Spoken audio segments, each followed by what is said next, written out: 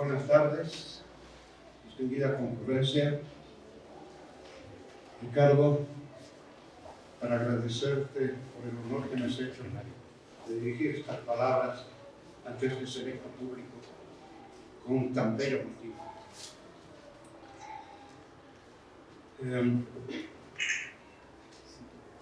Es un honor para mí hablar sobre una obra de tan profundo interés para los bolivianos. Cuando nosotros encontramos acá la posibilidad de descubrir un periodo de nuestra historia que estaba oscuro, por no decir tapado, oculto, pero sobre el cual existían muchas equivocaciones y muchos juicios errados. Es normal que siempre en los países se escriba la historia oficial. Y la historia oficial es, como todos sabemos, historia oficial. La obra de Ricardo Sanguinés es una obra fundamental para conocer nuestra historia en un periodo que va en la posguerra, de la posguerra del Chaco, entre 1937 hasta 1956. El trabajo de Ricardo le ha importado enormes esfuerzos, un trabajo de investigación profundo durante 3 años de labor. Hay casi una tonelada de papeles, obras, documentos consultados, 50 semanas de trabajo en hemerotecas, investigando los diarios de la época, 200 obras consultadas, escritas generalmente en contra del biografiado y del grupo político que representó y que tuvo gran resonancia en un periodo crucial de nuestra historia, Falange Socialista Boliviana. Estas 200 obras eran en pro y en contra, generalmente en contra. Sin embargo, recorriendo el país entero, logró alrededor de 200 entrevistas con personajes que han vivido aquel momento, vale decir, que han tenido la vivencia histórica de entonces, para recoger esa vivencia y traducirla en unos 500 cassettes grabados que son el respaldo de la obra. Leer la obra importa constatar paso a paso las pruebas irrefutables que la respaldan. Ricardo ha hecho entonces un esfuerzo para llenar un vacío en nuestra bibliografía nacional. Por ello, es una obra fundamental que no recoge, no copia, no remeda, no repite lo que normalmente se acostumbra a hacer cuando se quiere hablar sobre la política nacional, sobre determinados pasajes históricos de nuestra época. Y no es fácil escribir, sobre todo, una biografía sobre hechos, sobre un personaje tan discutido como Óscar Unzaga, tan acusado, tan calumniado, de modo que el valor de la obra radica en muchos aspectos, tiene muchos aspectos valiosos, pero uno de esos aspectos es poner en claro desvelar, develar, sacar al descubierto el pensamiento de Óscar Unzaga de la Vega, que no es un pensamiento cualquiera, es uno de los pensamientos creadores de nuestra política. Óscar es un creador, ha sido un creador de una doctrina, no ha sido un copiador como muchas veces se le ha indicado. Muchas veces se le ha dicho el falangismo internacional, el fascismo, y aquí se demuestra el origen del pensamiento unzaguiano. Basta leer, y no creo que muchos de nosotros conocemos bien aquel Canto a la Juventud, donde él dice de dónde empezó a pensar y cómo empezó a pensar, desde sus raíces íntimas, desde la raíz de la nacionalidad. Es pues una obra desde ese punto de vista novedosa. Es una obra que todo boliviano debiera leer. Hemos tenido algunos grandes biografistas en Bolivia. Alfonso Crespo escribió una obra muy importante, Santa Cruz el Condorillo, que yo decía, todo boliviano debe leer esa obra y todo boliviano debe leerla. Alfonso Crespo no escribió sobre Unzaga, no sabemos por qué. Fue la biografía que le faltaba para completar aquel ciclo importante. Eso ha hecho Ricardo Sanguinés, completando esa obra, y estamos seguros, todavía tiene nuevos proyectos, Ricardo, sobre algunos otros personajes en mente. Esperamos sus contribuciones a nuestra bibliografía nacional, que ha de ser sin duda muy importante. Hay pasajes en esta obra de 800 páginas, 2 volúmenes, que cuando uno los lee no parece haber leído tanto, parece que estuviese comenzando una historia hermosa, una historia desconocida, pero tan importante para los bolivianos.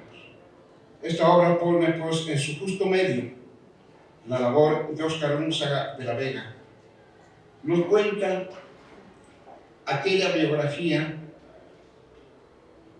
dándole los entornos necesarios. No se refiere al hombre únicamente, no se refiere solo a su pensamiento únicamente, se refiere fundamentalmente al momento histórico que vivía Bolivia.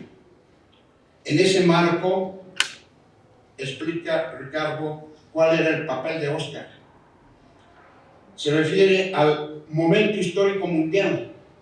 Tenemos el marco del momento histórico mundial, el marco histórico boliviano, las diferentes presidencias que se han sucedido en la posguerra del Chaco hasta la muerte de Óscar Unzaga, señalando el derrotero de este hombre sacrificado, esforzado y patriota, amante de su país como ninguno, ha sabido seguir y ha sabido enseñar a sus correligionarios. Lamentablemente, su vida ha atravesado por un periodo de luchas intestinas muy terribles, muy agresivas. No hemos en este momento, en los últimos tiempos, vivido épocas tan terribles como las que vivió Óscar y tuvo que enfrentar. En esta obra está recogido eso. Y la doctrina y el origen de la doctrina de Falange Socialista Boliviana, yo diría en este momento desconocida, pero que leyendo esta obra la intuimos, la captamos, aquella creación posible de Óscar después de la guerra del Chaco, y allá en Lastarria, en la calle Lastarria de Santiago de Chile. Santiago de Chile, lo digo por experiencia, estuve viviendo allá 17 años, es un ámbito donde el boliviano siente muy dentro el patriotismo, donde el boliviano, al ver desde allá, desde Santiago de Chile, su patria desgarrada en la historia a lo largo de los años que ha vivido Bolivia, y desgarrada finalmente en la guerra del Chaco, ¿cómo no iba a reaccionar de alguna manera aquel grupo de 5 muchachos que en aquella calle Las Taglias fundaron Falange Socialista Boliviana, con un principio moral tan alto que se contrapone frontalmente con el maquiavelismo, con aquellos que piensan que la política no puede ser el arte de la moral, con aquellos que piensan que la política debe ser maquiavélica para triunfar, para tener éxito. Y así lo ha descrito Maquiavelo. Pues Oscar rompe esa tradición y dice: no, el manejo de la cosa pública, la política debe ser el arte de la moral. Esto es lo que nosotros de una u otra forma descubrimos, y estamos como que obligados a leer esta obra que nos descubre tantos hechos, tantos momentos no divulgados, tantos momentos en que han sido puestos en la sombra. Algunos otros libros sobre ese periodo revolucionario que hubo en su momento, que llevó a Oscar a la muerte, destacan los campos de concentración, los crímenes que se han cometido. Bueno, esta obra no se centra en eso, no ese es su centro es Óscar Úrsera, el momento histórico que ha vivido Bolivia durante su vida, y al momento histórico mundial que de rato en rato nos ubica claramente en el porqué de muchas cosas. Y si nosotros queremos saber el porqué de muchas cosas de nuestra historia, deberemos leer esta obra que, desde el corazón se los digo, es tan importante y ha de ser importante en el futuro, puesto que Óscar sobre todo era un visionario. Un visionario. Tal vez era el hombre de otro tiempo, no de aquel momento. Muchos han dicho esto también. Creo que hacer la biografía de Óscar, un hombre que ha estado casi siempre vilipendiado, que ha estado siempre calumniado, y decir la verdad no es fácil. Y Ricardo Sanginés ha podido hacer eso, que no es fácil. El resultado es esta obra, porque quiero felicitar a Ricardo nuevamente y agradecerle como boliviano el haber escrito una obra tan interesante.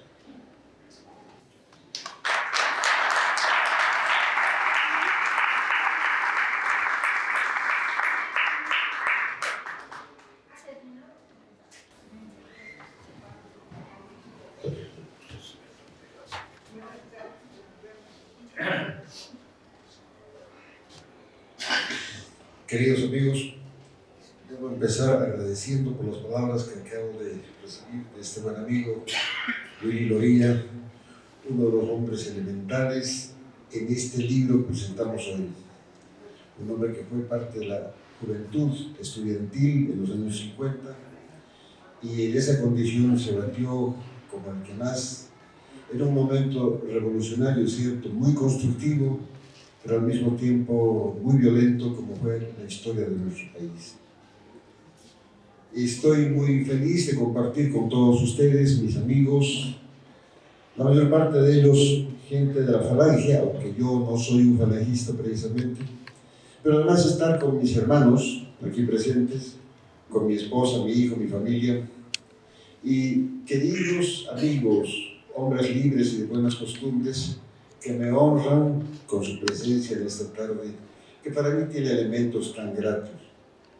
Quiero contarles, por ejemplo, que esta es la 14ª vez que yo participo en la Feria Internacional del Libro en La Paz, y recuerdo que la primera vez, allá en 1996, cuando participamos con el primero de nuestros libros, la feria era realmente una cosa experimental y muy pequeña. Se realizó en un salón de la Fuerza Naval, allá en Los Pinos, y recuerdo que me facilitaron un stand para mí solo, porque sí era muy pequeño aquello, y tuve como compañero de stand a un médico y historiador, el doctor Javier Luna Orozco, quien presentaba un libro sobre Franz Camaño, y yo uno que tenía como título Sin límite, del putsch nazi al neoliberalismo. Era una colección, recuerdo bien, de artículos publicados en diversos medios de comunicación que permitían reconstruir el pasado histórico de nuestro país. Lo constituían alrededor de 12 entrevistas con expresidentes de la República. Pero además había una serie de artículos y crónicas que eran notables.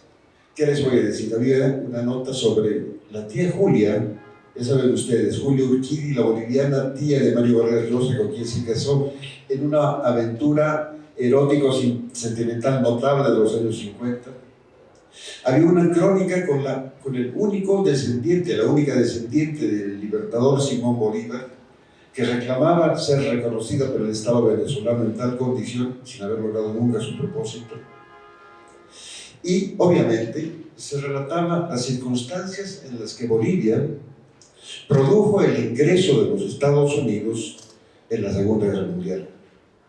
Y todo ello estaba rematado por una sabrosísima crónica a propósito de un local entrañable para los bolivianos que han pasado de los años 50, que se llamaba el Moulin Rouge, un lugar donde cantaron, bailaron y enamoraron personas como el cantante francés Charles Aznavour, el cantante español Manolo Otero, y donde yo mismo contraje nupcias con mi esposa. El nombre de ese libro, Sin límite, del putsch nazi al neoliberalismo, lo puso ella está presente conmigo, y ella también le puso el nombre a este libro que hoy día estamos presentando en la feria, Unzaga, la voz de los inocentes.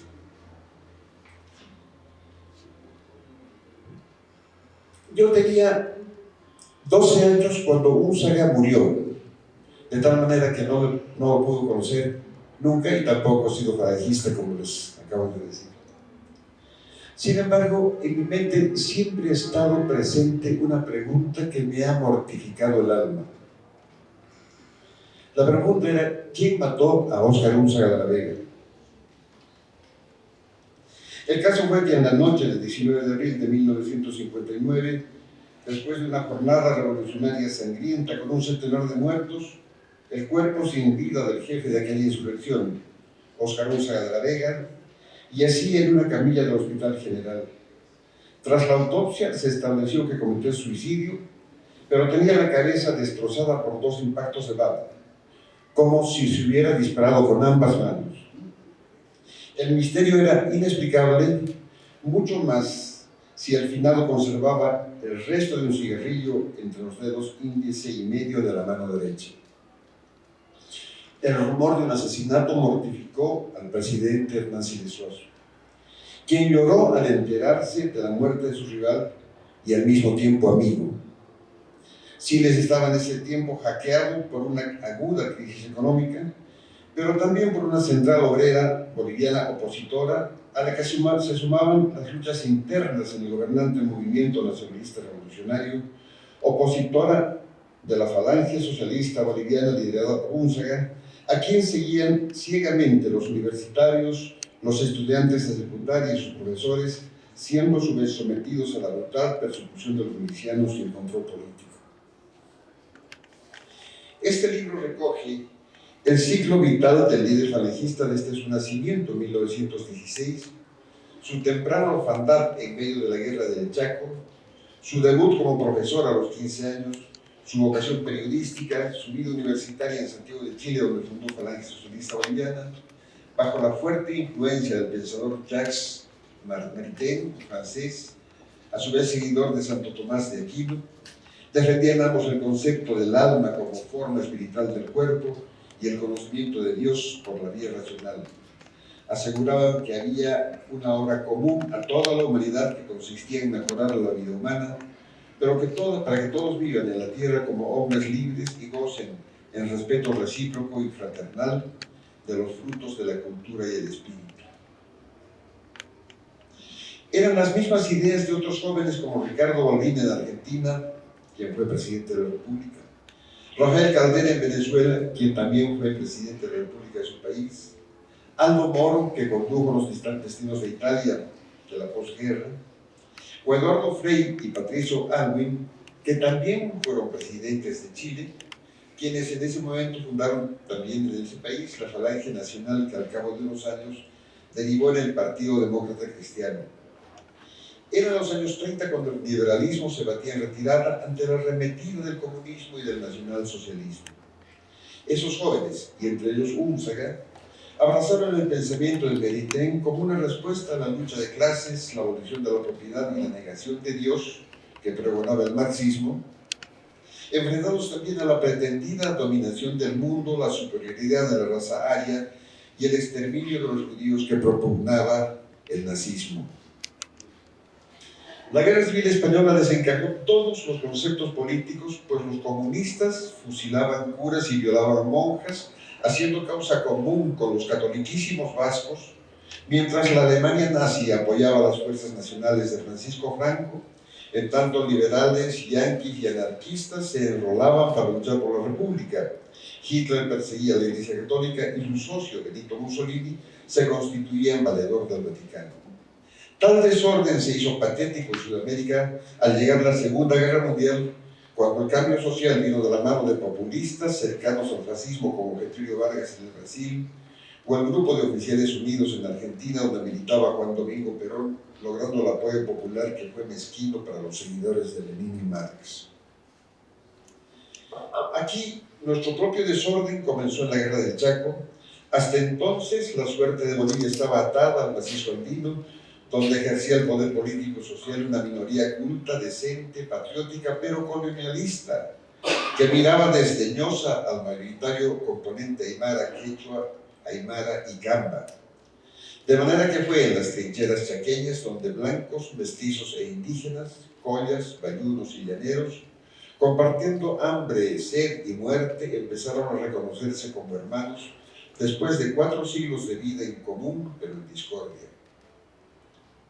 Del Chaco nacieron las principales formaciones nacionalistas bolivianas como Razón de Patria, RADEPA, la Falange Socialista Boliviana y el Movimiento Nacionalista Revolucionario.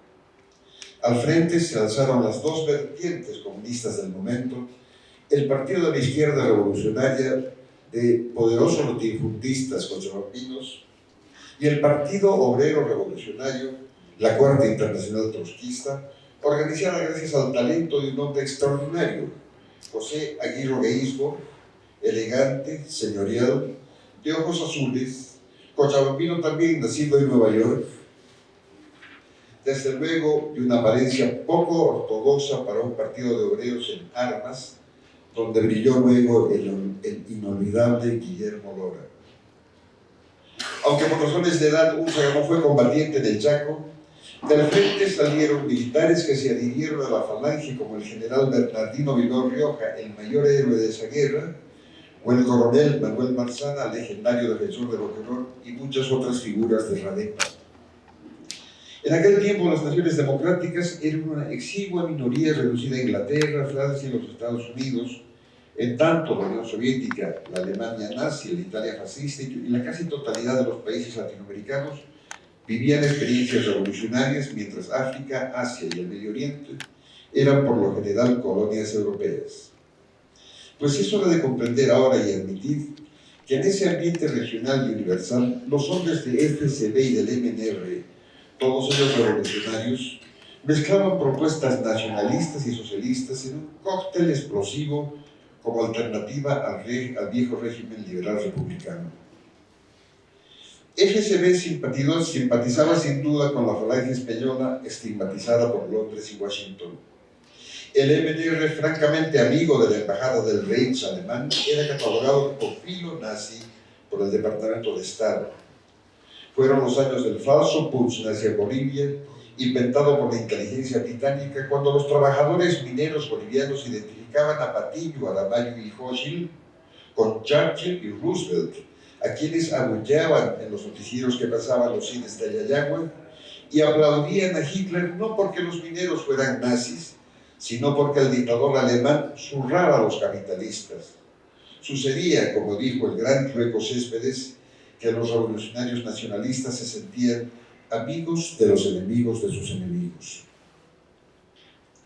Óscar Únzaga, Paz Estensoro, Gustavo Sturm, Hernán Siles Suazo, Mario Gutiérrez, Carlos Montenegro, Bilbao Rioja, Walter Guevara, Gonzalo Romero, Juan de Chingo de Granado, Mario Sáenz Uriarte, los hermanos Álvarez Plata, los hermanos Jauregui y Canevaro, los hermanos Terceros Banzer, estaban en esa situación.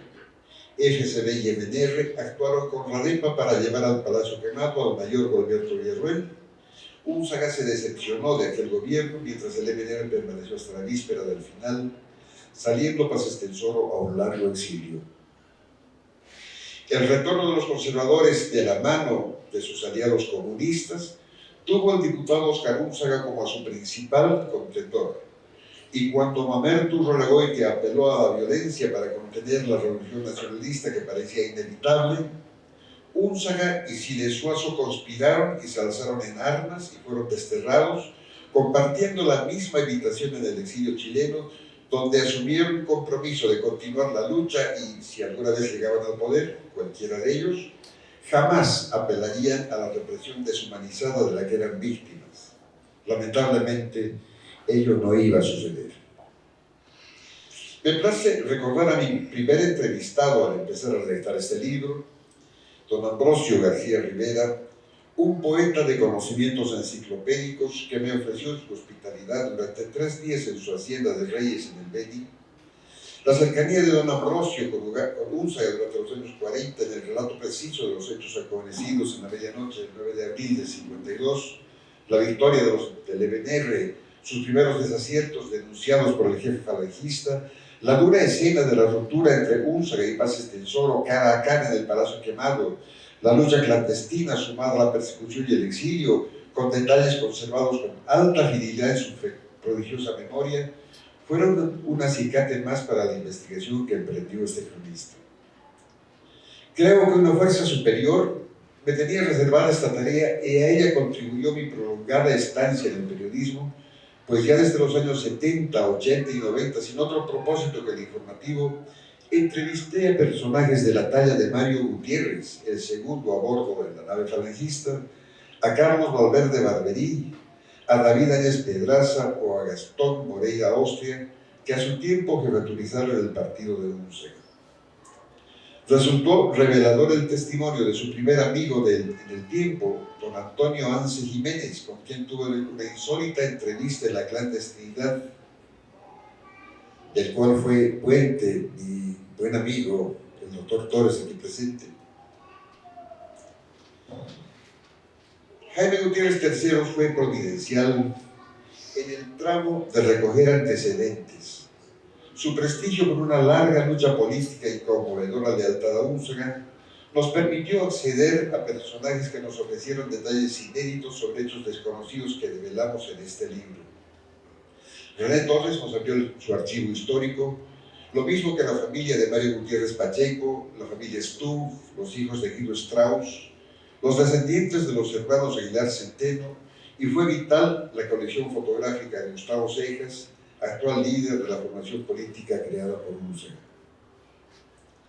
De 181 entrevistas, menciono particularmente a don Jorge Siles Salinas, quien respaldó nuestro trabajo con sus recuerdos, así como al muy apreciado Ismael Castro, fallecido hace poco. Ellos fueron fundamentales para esta biografía. Los orígenes familiares de Óscar Únzaga tuvieron luz gracias a los aportes de Ramiro Prudencio y Carmen de la Vega.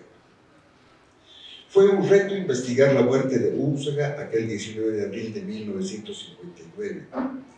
Tuvo la suerte de haber publicado en otro tiempo el testimonio de Víctor Sierra Mérida, único sobreviviente de la matanza del cuartel Sucre. Recogí la historia del combatiente principal en la batalla de San Francisco, Jaime Gutiérrez, la de mi amigo y compañero de trabajo en el antiguo canal estatal de televisión Óscar Violeta, quien aquel día de abril era el operador de Radio Limani, y no tuvo otra opción que ceder el micrófono a los falangistas armados que a la cabeza de Roberto Freire tomaron la emisora esa mañana, pero también de Enrique Achar, papá de mi colega Cristina Achar, quien estuvo junto a Únzaga hasta el momento de su muerte. Destaco las valiosas declaraciones de las sobrinas de Únzaga, entonces niñas de 12 y 15 años, María René y María Eugenia Serrano, quienes limpiaron y amortajaron el cuerpo del jefe falangista. Ellas viven exiliadas 54 años en Baltimore y con ellas mantuve prolongadas entrevistas vía internet que son parte de este libro. Conversé con falangistas que sufrieron la represión y perdieron sueños, negocios, amores y esperanzas. Destaco entre ellos los dos centenares, a don Arturo Montes, a Juvenal Cejas, Hugo Uceda, Luis Maiser, Saúl Pinto, Hugo Alborta, Hugo Grandis, Josefina III, Luis y Reinaldo Llerena, Juanito Aguaguad, José Mario Serrate, Miguel Miame, Alex Quirós, aquí presente, Anita Suárez, de Terceros, Dora Kenny, Willy Loría, Julio Loaiza, que también está presente con nosotros, aquí ha salido muy especialmente, Ramiro Loza, Óscar Áñez, con los hijos de los perseguidos como Walter Alpire, Nelson Tapia, Horacio Romero, Manuel Frías, Luis Walfer, Andrés Ivanovic y tantos otros. Pero también con movimentistas cuyo testimonio balancea este trabajo bibliográfico, como fue el caso de don Mario Alarcón Lahore, secretario personal del presidente Siles Suazo. Figura en este libro la versión sobre Únzaga y su muerte que nos hizo el doctor Walter Guevara, entonces ministro de gobierno. Otra no menos interesante de don Walter Flores Torrico, en ese momento subsecretario de Justicia. Fue importante el aporte del doctor Rodrigo Alba, quien se desempeñaba entonces como actuario del juez de causa en el momento de la muerte de Únzaga y vio de cerca las investigaciones de la comisión enviada por la Organización de Estados Americanos. Fueron importantes los aportes de intelectuales de la talla de Guillermo Bedregal y fundamental el aporte del mayor escritor vivo en Bolivia, don Mariano Bautista Gumucio, a quien expreso mi admiración y cariño. Fue invalorable la declaración que me hizo en vida don Federico Álvarez Plata, probablemente el político más cercano al doctor Siles Suazo, y también las versiones de hombres destacados en el MNR, como don Mario Sanginés Uriarte, la expresidenta Lidia Geiler o don Edwin Rodríguez. Reuní, como dijo Willy Loría, centenares de libros que hacen referencia a la inédita represión y la notable corrupción que se operó entonces, tan común a todas las revoluciones en América Latina. El copamiento del poder judicial, para tapar obviamente trapisondas y perseguir a los desafectos, el uso de la fuerza policial como represor político, el sometimiento de las Fuerzas Armadas al Partido de la Revolución por la prebenda, el aparato legislativo domesticado, el encono contra la prensa independiente, la intimidación a la Iglesia, la eternización del poder partidario por el control del aparato electoral y el uso de los bienes del Estado en función de campaña propagandística permanente. Lo descrito no es un invento reciente ni siquiera de los años 50. Es común a todas las revoluciones que, siendo hechas en nombre de altos valores, se escarnecen con la clase media a la que adjudican los defectos del sistema que echan abajo, anulan lo malo pero también lo bueno del pasado y no lo reponen. Y pese al delirante apoyo de las masas, generalmente terminan en el lodo de la concupiscencia y el cohecho.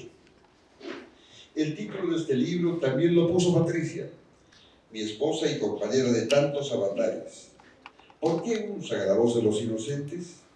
Porque este hombre de frágil contextura física, pero de una fortaleza moral indeclinable, creía que el mundo podía ser un buen lugar para vivir, que el trato entre personas podía ser fraterno y gentil a pesar de sus diferencias, que la libertad era un derecho y que la política podía ser una faena decente que privilegie el interés de los demás por sobre las apetencias personales o del grupo.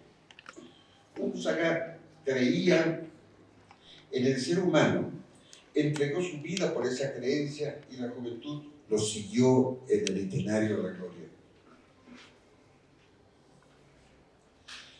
Se escribe historia para recordar y conservar la memoria del pasado, pero sobre todo se lo hace para comprender y quizás para perdonar. Por eso hay que tomar distancia de los hechos. La historia oficial, casi inmediata sobre los sucesos desencadenados a partir de abril del 52, siendo valiosa fuente de consulta, no es ecuánime, ni hace justicia a todos, ni es capaz de remirar la escena desde todos los ángulos posibles. Se dice que hacer vino es fácil, y lo difícil está en los primeros 200 años. Sin esperar ese lapso, este libro ofrece una visión más serena de los hechos, ahora que han pasado 55 años desde la misteriosa muerte de Óscar Únzaga y los actores de ese drama ocupan el lugar que les corresponde en la historia. Se equivocará quien crea encontrar en este libro una diatriba a quienes gobernaron en los años 50 y fueron responsables de la Revolución Nacional. Esta revolución es una realidad en el tiempo, con sus grandezas que no fueron pocas y sus miserias que sí existieron, porque fue también una obra humana y por tanto falible. Aquí no están ángeles en un bando y demonios en el otro, sino simplemente bolivianos acertando algunas veces y equivocándose otras en la lucha desesperada por construir un país mejor. Únzaga perdió la vida en un intento de rebeldía, pero no murió la razón de su lucha ni sus ideas, que nos tocó rescatar en una búsqueda fascinante de documentos enmohecidos, discursos guardados en estantes surrealistas, remotas grabaciones fonomagnéticas, frases perdidas en el tiempo, ajadas fotografías en blanco y negro, papeles viejos que subsistieron a la persecución y al odio político, pero sobre todo en los recuerdos de casi 200 bolivianos que le conocieron y a quienes entrevistamos en La Paz, Cochabamba, Santa Cruz, Sucre y El Beni, en una secuencia apasionada que le demandó 3 años de mi vida, en los que ni un solo día dejé de escudriñar en bibliotecas y hemerotecas, ni de pensar, investigar y escribir en función de esta obra histórica que hoy presentamos en la Feria del Libro. Escribí este libro para ayudar a comprender, convencido de que la historia la escriben los vencedores, pero que si quieres saber la verdad, debes escuchar a los vencidos.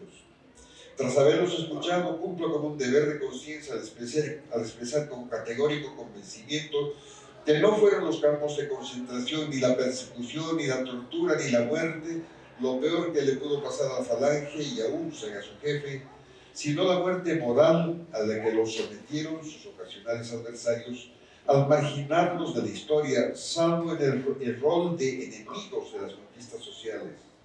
Al suprimir a Únzaga de la historia de los buenos, entre comillas, en una encrucijada sobre la que este libro proyecta luces, los hombres de la Revolución Nacional empañaron su brillo y, como sucede a menudo con las revoluciones, la nuestra de 1952 cambió las estructuras del país, pero quizá no lo hizo más feliz.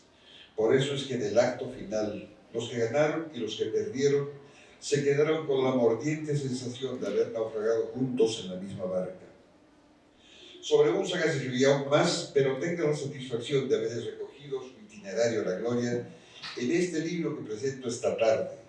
Agradezco por el extraordinario trabajo de quienes hacen posible la actual versión de la Feria Internacional del Libro, en especial a Guara Godoy por su profesionalismo y la cooperación que nos brindan, así como la librería El Pasillo de Carlos y Carmen Osterberg, que distribuyeron su obra. Para todos ellos, solicito a ustedes un aplauso, por favor.